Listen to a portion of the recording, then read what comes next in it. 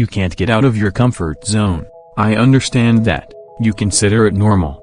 Look at us, no one seems worried. We consider it normal for a single man to possess the wealth of an entire country, and in the country, there are those who will hardly eat.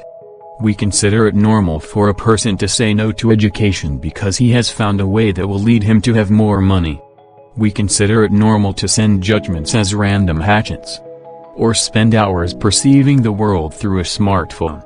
We consider it normal to work 8 hours a day for the benefit of others.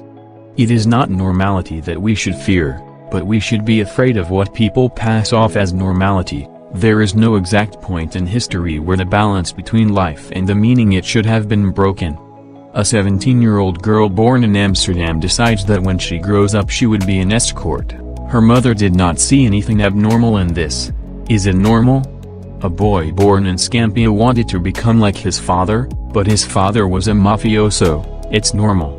On a sliding scale, a set of normality of the individual becomes a society, which considers it fair to be governed by a president who has not voted for and belongs to a bank. We consider it customary to eat genetically modified foods on the basis that they are on the market, and yet we consider everything normal, and this almost makes us feel good about ourselves, to give a good part of the sacrifices made to the government, and accept that it has full power over our lives, in the hope that all of this will somehow lead us to fulfillment. And we will call this a utopian system.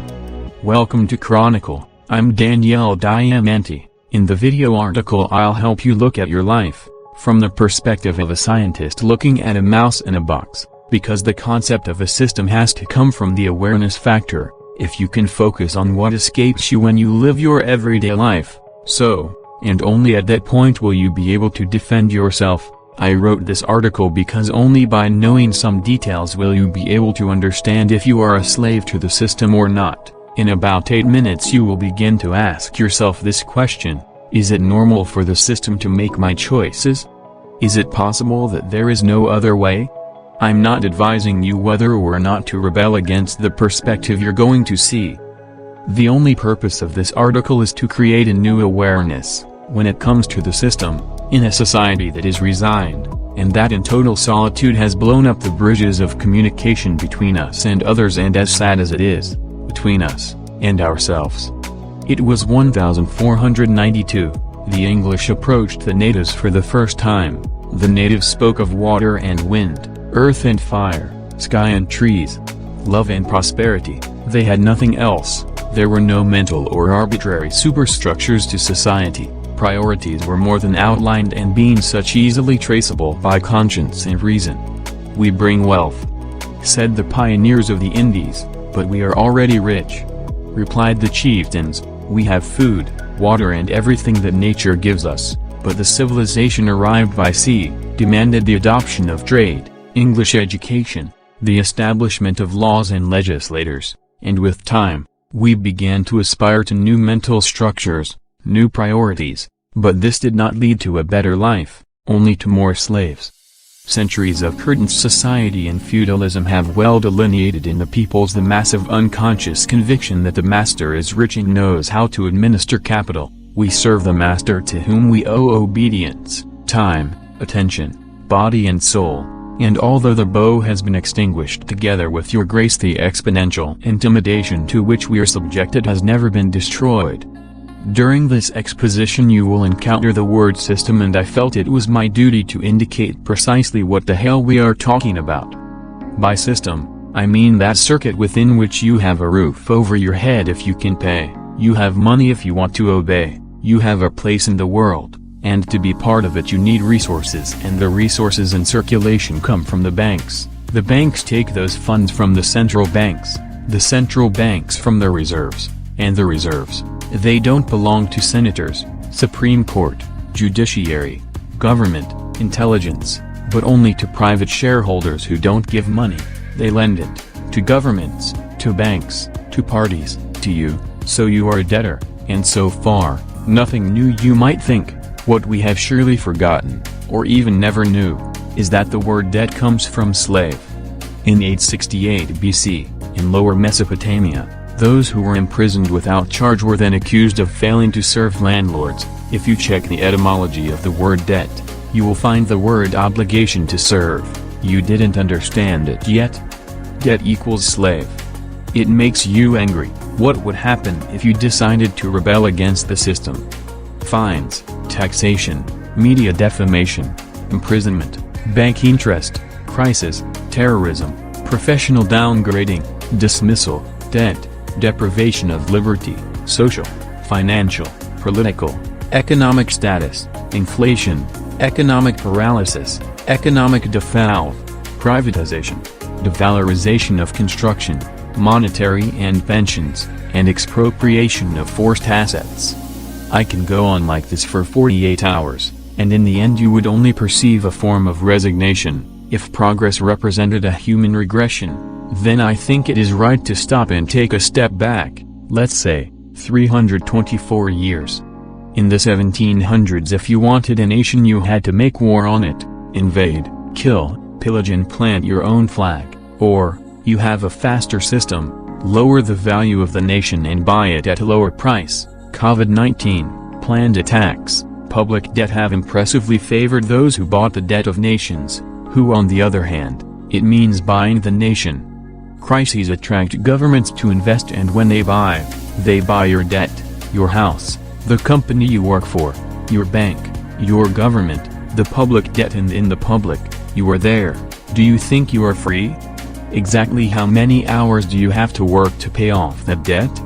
Maybe you're thinking that you haven't taken out loans recently, but the cost of what you buy, from the house to the book you are reading, contains a particle of that debt. The remotest fiber of what you have, wear, feed, and use, contains that debt. And if you're wondering, why does that have to be?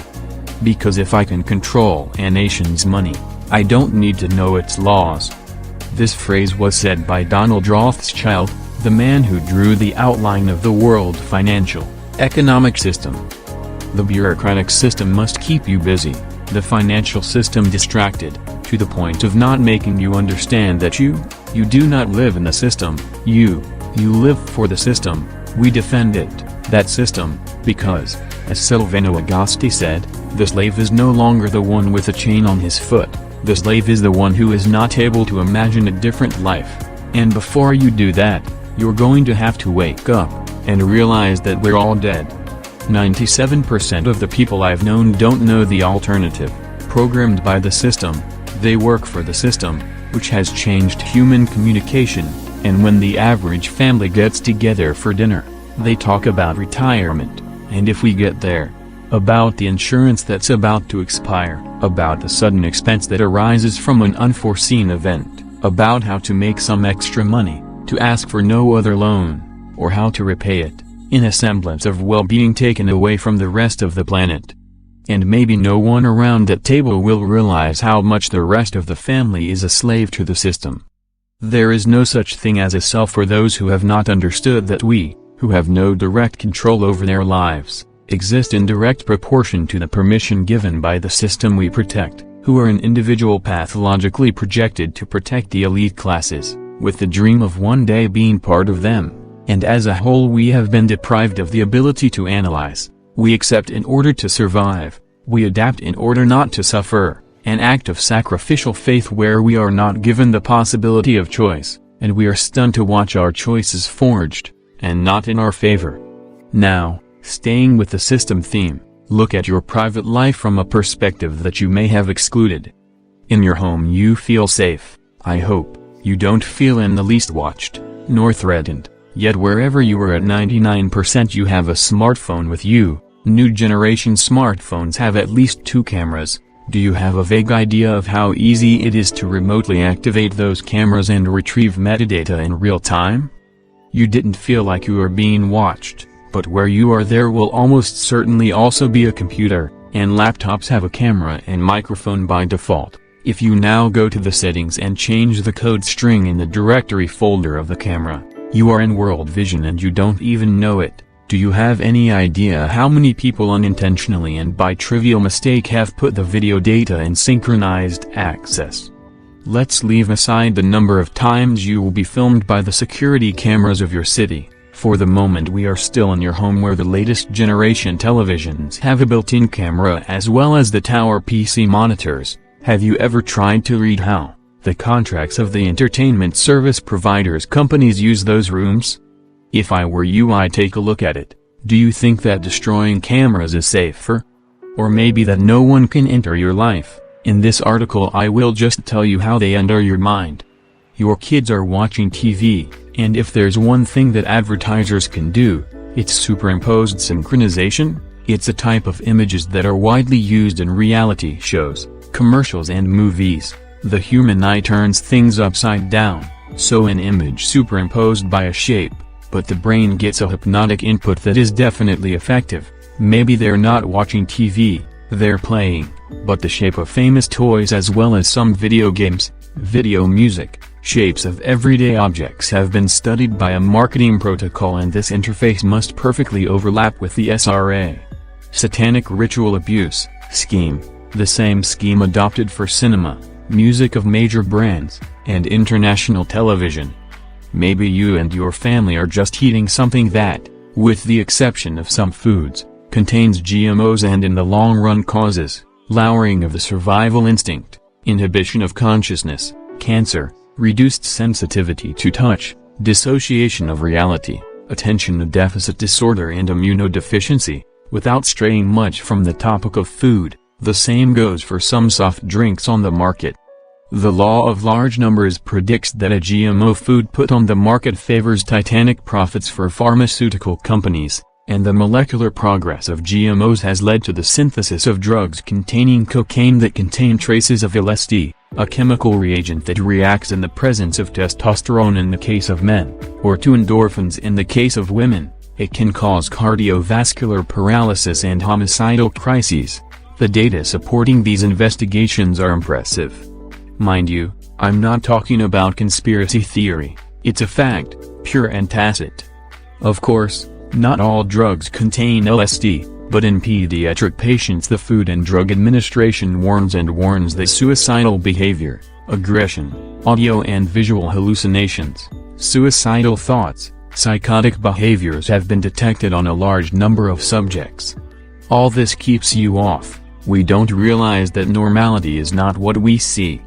And remaining on the subject of healthcare, in less than 20 years, according to some estimates there are 5, it will be mandatory to insert the microchip under the skin, which contains an IP code, remote access, your health parameters, your GPS position, and your identity, all detectable with a trivial barcode scanner or remotely from a computer connected to the normal internet network. If the 2016 studies on remote device use get results, someone will watch the video you're watching now, but through your eyes. They'll touch with your hands, hear with your ears, and think with your mind. And we are still in the environment of your home where every minute is crossed by a magnetic field of waves that move at high level, and penetrate the cranial resonance chamber, which transforms the human skull into a catalyst of delta waves. The antennas that produce this wave are installed in Alaska, Sweden, Russia, France, Italy. Scientifically, the feeling of inner peace is nothing more than a frequency transmitted naturally from the center of the Earth, and it is a frequency at 7.83 Hz, also called Schumann resonance. This given natural frequency is drastically inhibited by the switching on of some apparatuses. All the studies conducted by academic giants such as Tankerenemy report that these kinds of frequencies prevent us from dreaming, from fantasizing, from inventing, from being at peace with ourselves and with others. They abruptly interfere with memory, and they form the basis of the fundamental cases of mental disorders, personality dissociation, schizophrenia and disturbing attitudes. Now open any social network and tell me what you see. Did you think this is normal? Let's do this, show you how deviated we are from normality, showing you another scenario. Have you ever met a homeless man on the street sleeping and leaving him where he is, even though he is sorry, but without asking him if he needs help? In a society without the waves I'm talking about, it would be impossible for that to happen. A person needs help and we don't intervene. It means that some connections in the brain, and between heart and brain have been broken. They exist but they have been turned off. We have been put out of action. And to put it in Fitzgerald Kennedy's words, we are no longer keepers of our consciences, and I say this to the man who once was. They are combining intelligence, scientific and diplomatic operations aimed at total censorship. And after saying that, a few days later, someone shot him in the head. Kennedy was referring to a project in the process of expansion that unfortunately became a reality on November 4, 1952 at 9800 Savage Road, Building 6272 George Street in Maryland, United States. And to understand in a nutshell what happens inside these buildings, just think of a terrorist, who, given his objectives, will be monitored. But if the terrorist very trivially calls his baker, the latter will also be monitored, and all the people who will contact or be contacted by the baker will be diametrically tracked by satellites and IP addresses and monitored, and so on with everyone who will come into contact with those who have come into contact, for life, and the system is totally automated. Do you have a vague idea of the progress that has been made since 1952? Artificial intelligence has so clearly passed the prestige point on control coverage that some functions of the native algorithm can be found on the market. The data coming from a single subject identified with a code are added to millions of other data coming from other people to create a single large profile of ideas, tastes, tendencies, political and sexual orientation, use of logic, as if all human beings served to create a single large face, bent to the will of the system to which it turns its gaze. Welcome to Big Brother. When you watch a report on TV, millions of other people have seen it, and if they weren't watching TV, they've read it in the newspapers, heard it on the radio, heard voices. The simple fact of receiving shared information, it starts a synchronization of ideas. The pattern is very simple. If I kill my neighbor, but I get everyone to talk about the fact that Bruce Willis missed the cat, then the overall perception will tell the mind that the cat takes priority over the murder committed. If you watch a reality show carefully beyond 30 minutes, the brain receives the same input. Do you still feel confident in your reality? Is what you can see real? Feel? The study conducted by Noam Chomsky showed that the quality of education and information to the lower social classes must be as mediocre as possible, so that the gap created between the classes is impossible to bridge. In other words, what you see, feel and touch is not designed to create free thought, but to prepare for intellectual dependence by passively accepting. We are loculi of the critical sense. We have been told that it is not up to us to ask ourselves whether the system and its ideas are right or wrong. They have only asked us to submit. We are trained in series to reject priorities, because we are progress and not indigenous. Ergo goodbye water and sky, earth and fire, love and nature. We have been taught as slaves. We think like slaves. We are so fused with the circumstantial system that we can turn up our noses when we are told to take charge of our lives, to be our own success, to face a path that would inevitably take away time, a system that you love so much. When slaves were sold as commodities in the market, black mothers told their children not to dream, to keep their feet on the ground, to work to avoid whippings. They told them that they would find a good master to have a better life, and not to think too much because reality comes before justice and freedom must be earned with obedience. If you really ever thought that freedom should be earned, or paid, then you should stop, think and go back to square one. This is the only way to prevent regression from erasing its beginning. Can I give you some examples? In 1942 Oktawa opposed the use of skimpy women on TV. Now 90% of Japanese programs are exclusively aimed at sex with its consequences. When Fibonacci created logical mathematical sequences, he didn't know that he had found the key to accelerating a missile that will kill several people in Ukraine. And when the Egyptians discovered lead, they didn't know that we were going to use it to make bullets for us. You can find millions of similar correlations in history, and in one way or another each of the people I mentioned were always accused of wanting to instruct progress. No, they didn't want to stop progress. They were just admitting the non-existence of human balance. There is not a single initiative that exists today that has gotten out of hand. Choices have been made. There are those who create knives but not to kill someone. There are those who plant cocaine but it was not born as a drug. We are the ones who have taken reality, We have modified it, locked it in a safe and given the keys to those we thought could manage it better. Do you think that no one is listening? That no one is trying to manipulate you? Do you think you have made up your mind and that this is just another useful article to monetize something? It's fair that you think so. It's thanks to this critical thinking metric that you'll come to understand how to get out of the system I've just described.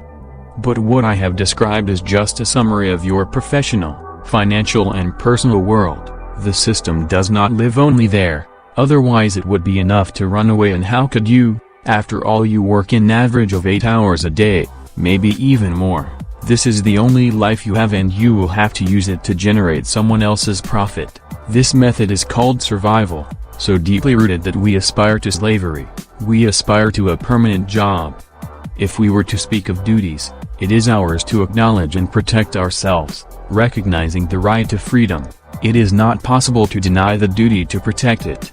If you have understood the meaning of all this, then you have also discovered that your life could be just a huge bluff, and the only way to get out of it is to go back to where it all began, because there was a time when we were all ready to fight, then less and less, then more and less people were interested in it, and today, we are alone, in our comfort zone, in a semblance of life.